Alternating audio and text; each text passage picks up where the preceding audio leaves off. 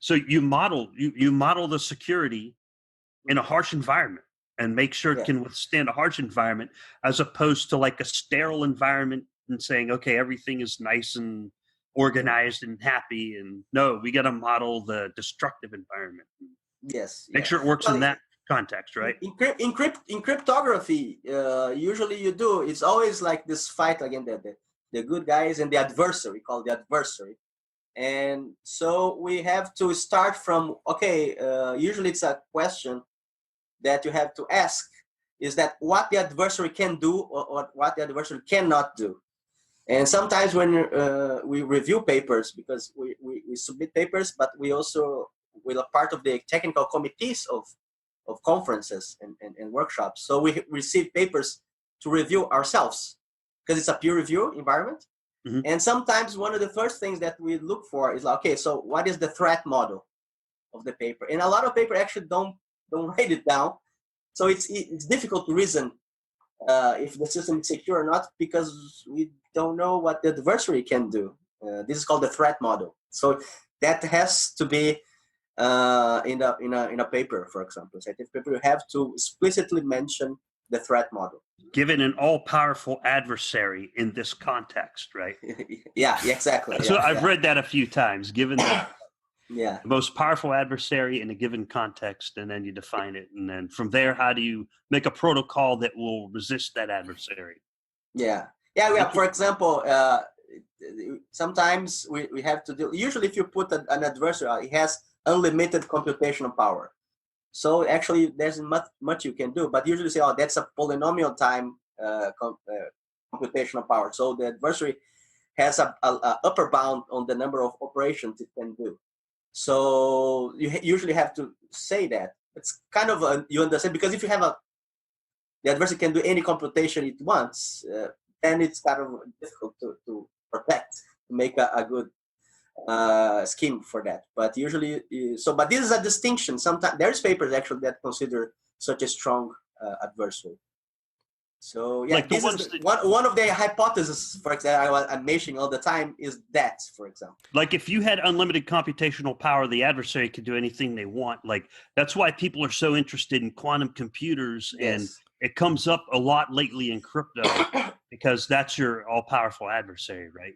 So yeah. Well, it's a stronger adversary, but there is an area in cryptography called post-quantum cryptography, which is actually because it's how the response of the cryptographers for the quantum computing. So okay, if we have a quantum computing computer around, is there any schemes which actually will resist it? And in fact, there are schemes, but they are, of course, more. In that sense, they are more robust because they have to rely on different hypotheses to work out. So usually in provable security, you take you think about mathematical problems which are believed to be hard. We actually don't know. For example, factoring discrete log. There are problems, known problems, which we don't know if it's hard to solve or if it's actually impossible. Well, we consider it hard because, especially these two, they still stand the test of time.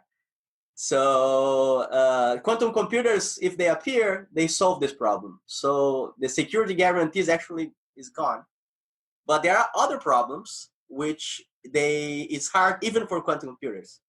So cryptographers use these problems instead of this factoring in discrete log, which cannot resist quantum computing. So they use these special problems to build other cryptographic schemes, and that is the post-quantum area that I mentioned. Okay. Mm-hmm. Are you familiar with the post-quantum? I know some problems. Familiar is going to be a hard, too much to say, but I know some problems. I know some algebraic structures that I know if we consider this potentially will lead you to some quantum resistant schemes. Lattices is some such a structure, like error correcting codes also can be used. So there are some areas that I know that people are looking for schemes over there, and they exist.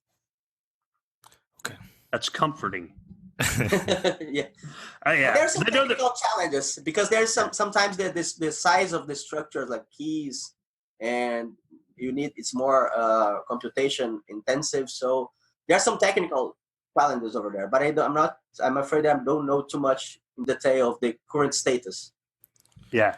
No, the last I heard of quantum computers, the most powerful one I ever heard of is a 300 qubit quantum computer. And basically, you can play video games on it. It's like about as powerful as a desktop, but it costs, millions and millions and millions of dollars. But so it's a long ways off. Still got some time to sort that out.